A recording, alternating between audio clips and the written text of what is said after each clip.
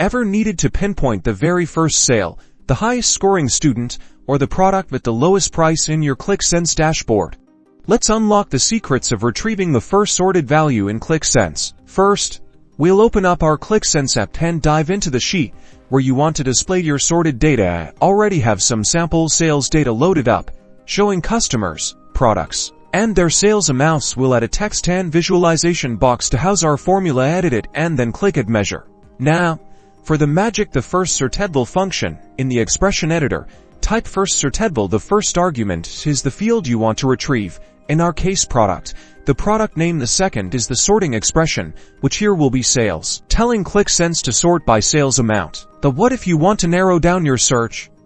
That's where set analysis comes in. For instance, to find the first sorted product only for the year 2023. We'll add a set expression within the FirstSortedValue function like this: year equals 2023 greater than before the product field. Hit apply. And boom, your visualization, like this bar chart, will display the product with the lowest sales in 2023. You can adjust the sorting by making sales negative to find the highest selling product in a given year instead, and that's how you master the FirstSortedValue function in Qlik Sense. Experiment, explore, and unlock the power of your data.